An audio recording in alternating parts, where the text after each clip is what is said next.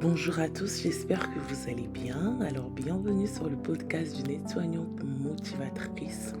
Sur cette chaîne, on vous accompagne à réussir votre formation. On vous aide à ceux qui aspirent aussi à devenir aide-soignante.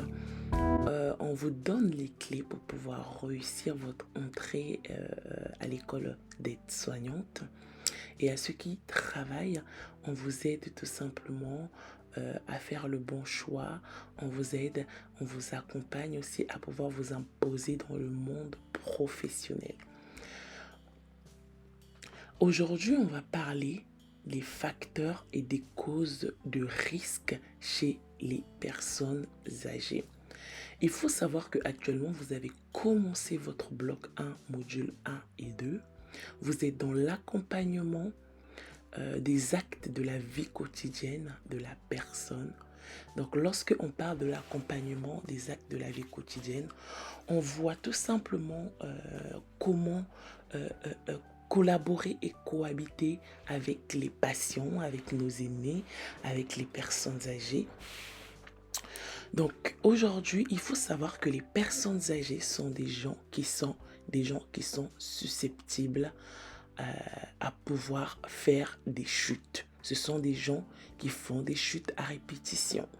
Mais vous, aujourd'hui, dans le bloc que vous avez entamé, pour pouvoir comprendre ça, on va faire cela simple. On va aller directement pour que vous ayez cette facilité. Ce que je vais vous donner dans cette vidéo, ce sont les causes, les raisons et quel serait votre rôle AS et comment pourriez-vous faire si cela vous arrivait. La personne âgée est une personne qui est susceptible à faire des chutes. Pourquoi? Parce que la personne âgée est une personne qui est à risque. C'est une personne qui est à risque au vu de son âge. C'est une personne qui est à risque au vu de sa pathologie. C'est une personne aussi qui est à risque au vu aussi des maladies, des circonstances de l'environnement. Qu'est-ce qui peut faire qu'une personne puisse tout simplement faire des chutes à répétition? Il faut savoir qu'il y a l'âge qui joue. Parce que lorsqu'on atteint un certain âge, on n'a plus le même équilibre qu'on avait lorsqu'on était jeune. Donc on devient une personne à risque. Il y a la baisse de la vision.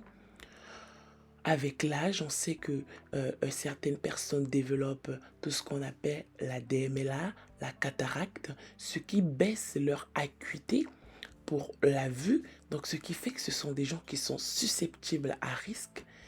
Il y a l'audition, l'ouïe, qui ne fonctionne plus correctement. Donc, pour ça que vous voyez que vous avez certains qui portent des appareils auditifs, ça les aide à écouter. Vous avez la maladie, donc vous avez l'arthrose. Vous avez le syndrome de dépression, la personne qui s'isole, qui s'éloigne de tout le monde. Donc, ce qui dit dépression, dit mauvais mood, dit tristesse, dit humeur qui ne va pas. Donc, la personne se laisse aller et n'a plus beaucoup de force et est fatiguée. Et ce qui aussi peut causer aussi du coup les risques de chute.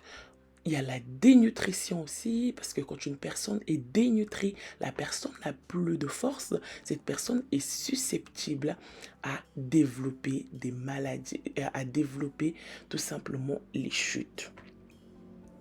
Vous avez dans la maladie, vous avez l'hypo et l'hypertension. Donc l'hypertension, c'est tout simplement la tension qui baisse, donc la personne n'a plus beaucoup de force. Vous avez les vertiges, vous avez le diabète et vous avez aussi l'éclairage. Parce que si l'éclairage, l'environnement dans lequel votre patient vit n'est pas éclairé, ce qui va tout simplement favoriser ces risques de chute.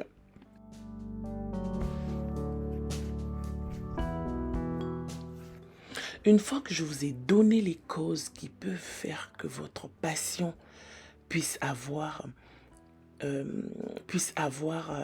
les facteurs de risque, puisse avoir les risques de chute, qu'est-ce que vous, en tant qu'aide-soignante, vous devez faire si vous êtes face à une situation d'une patiente ou d'un patient qui a tout simplement chuté.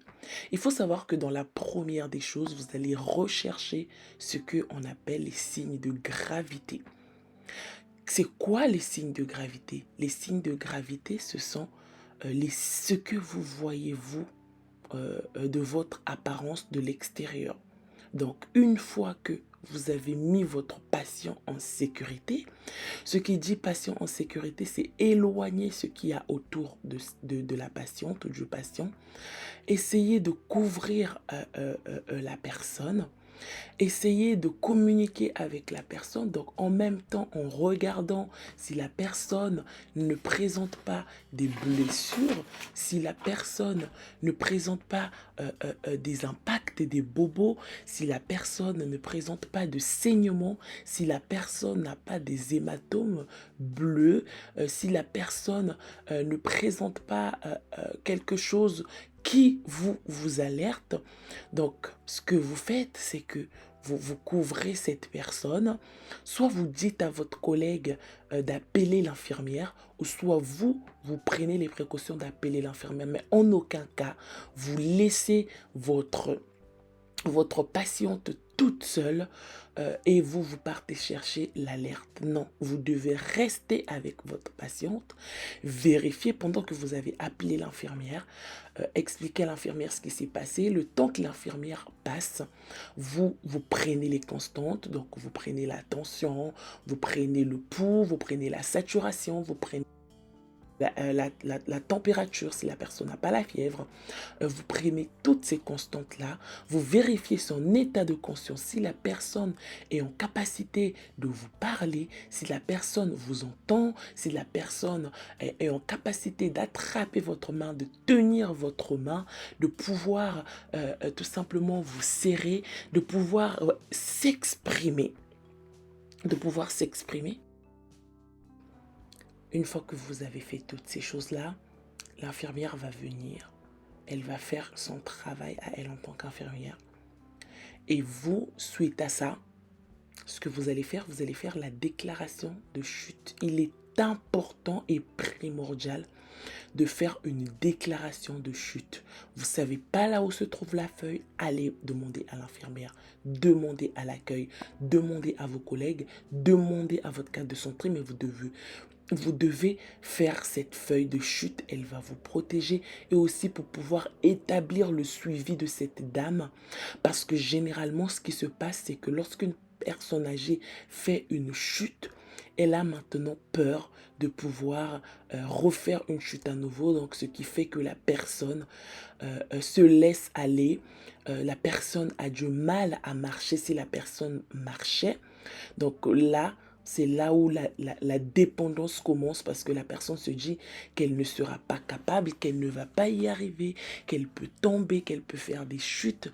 Et c'est là deux fois que vous voyez la personne qui était en GIR 5 peut passer en GIR 3, GIR 2 parce que cette personne a peur. Et vous, en tant qu'aide-soignante, quelles seraient vos actions lorsque vous voyez que cela est arrivé? Admettons que vous avez un examen, il faut savoir que en tant qu'aide-soignante, les actions que vous devez mettre en place, soit c'est de vérifier les causes de la chute. Donc, est-ce que la personne était mal chaussée? Est-ce que la personne, c'était la lumière qui lui manquait, donc il n'y avait pas beaucoup de lumière dans sa chambre, admettons que si cela s'est produit dans la chambre. Il faut toujours mettre le lit bas à ras, donc vraiment le lit qui est vraiment tout bas. Toujours laisser la sonnette, comme ça permet à une personne, lorsqu'elle effectue une chute, de pouvoir vous appeler si celle-ci est en capacité de pouvoir tout simplement sonner. Faites attention que le sol ne soit pas mouillé parce que le sol mouillé est un risque de chute pour les personnes âgées et même aussi pour les personnes qui déambulent énormément, telles que la maladie d'Alzheimer, parce que ce sont des gens qui marchent énormément. Donc dans leur marche, ils peuvent chuter. Faire attention à tout ce qui encombre, ce qui peut encombrer la surface, qui peuvent leur gêner pour pouvoir marcher.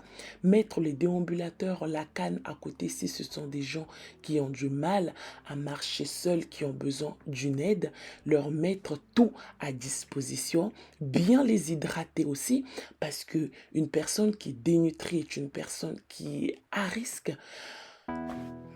Enlevez les tapis qui sont glissants. Faites attention vraiment à son environnement. Et c'est ça votre rôle en tant que AS. Lui mettre ses lunettes. Parce que les lunettes, si la personne ne voit pas bien, la personne a un risque de chute. Donc voilà, on va chuter avec ça. On va pouvoir clôturer notre sujet par rapport aux chutes. J'espère pouvoir avoir répondu à votre question et aussi à vous donner les armes pour pouvoir vous aider le jour de votre examen pour le bloc 1.